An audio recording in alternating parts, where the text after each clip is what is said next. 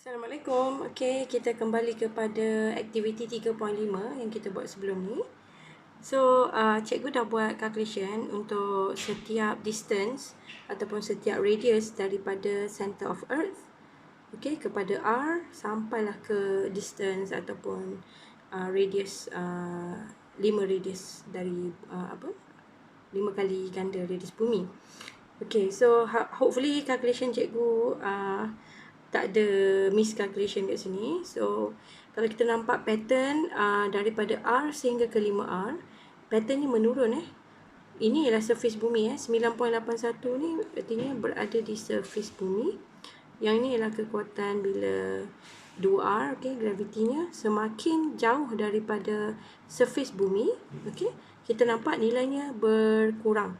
Okey, yang ni ialah 9.81, masa dekat 2R ni ialah 2.45 times 10 to the power of negative 14 ms minus 2, and the last part is for 5R, it's 3.93 times 10 to the power of 15 meter per second. So kita nampak dia punya kekuatan gravitational acceleration tu semakin kecil. Okay, so benda ni boleh diterjemahkan dalam figure 3.11.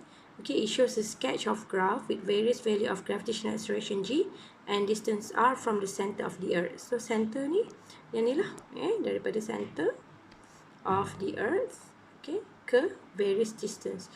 So apakah distance yang diambil? Jadi kita tengok pada graph kita. Okay, so dia ambil daripada R. R ini ialah kita punya surface bumi tadi. Okay, so R ialah bahagian ni lah. Okay, so this is R. Kemudian dia ambil 2R, 3R dan seterusnya tak dipaparkan dalam ni. Okay, so apa yang kita dapat tengok kat sini, daripada center bumi, okay, so maksudnya ni Earth, kalau kita korek lubang, dan kita duduk dekat dalam ni, masa kita duduk kat dalam ni, tarikan graviti kosong. Kenapa kosong? Sebab kita memang dah berada betul-betul di center. Jadi memang kita tidak ditarik ke center. Tapi kalau kita berada di bahagian ni, kita akan tertarik ke center. Okey, kalau awak ada dekat hujung sini pun, awak akan tertarik ke center. Tapi bila awak betul-betul memang berada di center bumi, okey, betul-betul memang duduk kat tengah-tengah ni dah. Jadi nak ada tarikan apa? Awak memang ada kat tengah tu. Okey? So, kat sini. So, bila kat sini, dia ialah kosong. Okey, bila awak jauh sikit daripada center tu, katakanlah awak korek dan awak ada kat atas sikit lah. Okey, bukan dekat tengah-tengah tempat awak korek, dekat kerak bumi tu. So, bila awak ada atas sikit, maka tarikan graviti tu akan meningkat. Dia meningkat sehinggalah awak berada di surface. So, kat situ maximum reading untuk gravitational acceleration. So kat sini. Sebab tu kalau awak tengok ayat kat sini, dia tulis value G, okay, value pecutan graviti kita tu directly proportional to the distance from the center of the earth. Maksudnya selagi R tu kurang daripada surface, dia ialah directly proportional. Maksudnya semakin bertambah jarak tu, semakin tinggi nilai G. Cikgu tambah lagi jarak, nilainya semakin tinggi. Okay, katakan yang ni 2, yang ni 4. Okay, kemudian tambah kat sini, nilainya ialah 9.81.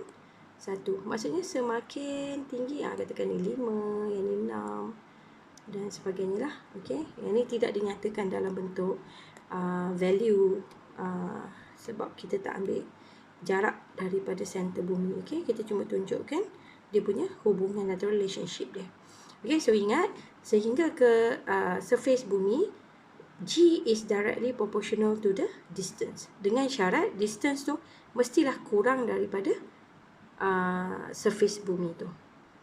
Okay, bila dia dah melebihi surface bumi, okay, melebihi radius bumi, melebihi R, dia dah jadi inversely proportional to the square of the distance from center of the earth. Untuk syaratnya, mestilah melebihi daripada radius bumi. So, ini yang kita nampak daripada calculation yang cikgu buat dari aktiviti 3.5. Memang nilainya semakin lama semakin menurun. Okay, so that's why dekat graf ni pun kita nampak nilainya telah menurun. That's why digunakan perkataan kat sini sebagai inversely proportional. Okay, manakala dekat sebelah sini dia ialah directly proportional. proportional. So dia punya border dia adalah mestilah radius ataupun pada permukaan bumi, earth surface.